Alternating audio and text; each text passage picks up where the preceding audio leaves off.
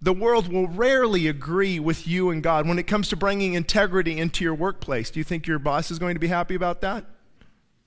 When it comes to integrity in certain areas, or you're in the school district or the government or wherever you work, if you can get by through life without any challenges, any problems, nobody upset at you, you might want to look at what this little light of mine, I'm going to let it shine.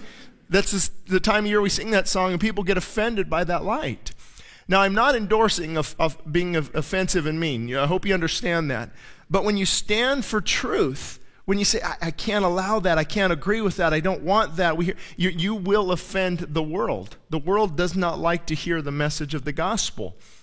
So the first point under the truth will cost you. It will cost you, and I'm going to use a Facebook thing here, likes.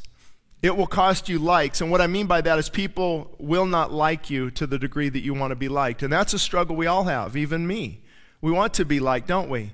And I imagine, what about Jesus if he was here now, and what would he post? I am the way, the truth, the life. Nobody comes to the Father except through me.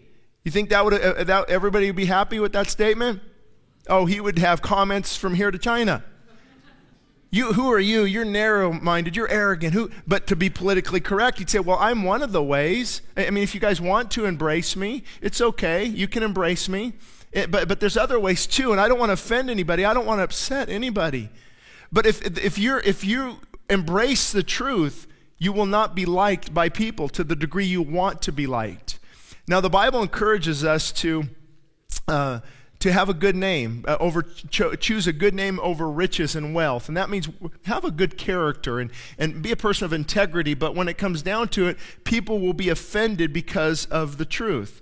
Galatians 1:10, I'm going to paraphrase. Paul says, do I want the approval of men or God? If I was trying to please men, I would not be a bondservant of Christ. See, it's impossible to please men and also please God.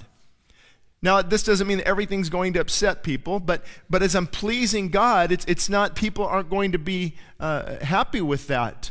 I mean, just think about it. Every sermon that goes out upsets somebody. Every article that goes out sure upsets somebody.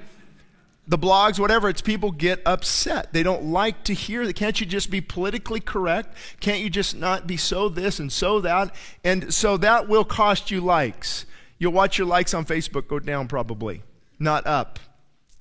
But this is also a good reminder that, and a lot of times I think we stop and we don't do things because our friends or family are feeling judged.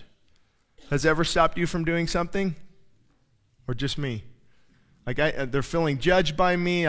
But be careful here, because when you live for God and you love people, you're living for God, they don't want to be around you sometimes because of that light and that reflection, that conviction.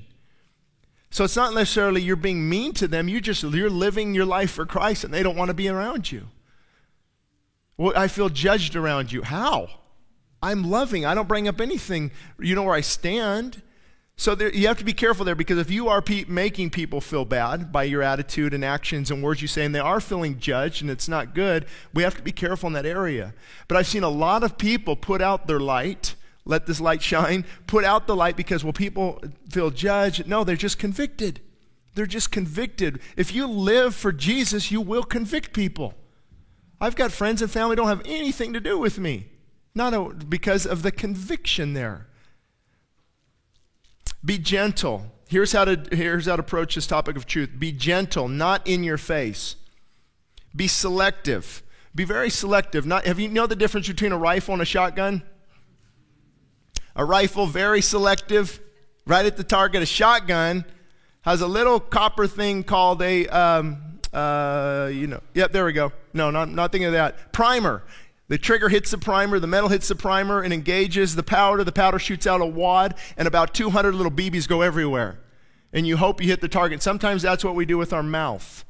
I know it's going to get somebody maybe, and we just, and there's no thought behind it, there's no gentleness, and so be careful when you proclaim truth. You don't always have to be right or win an argument.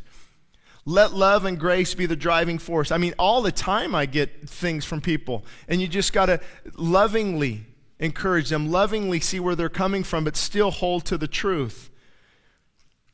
When you are targeted, prayed up, sincere, loving, and humble, God can work.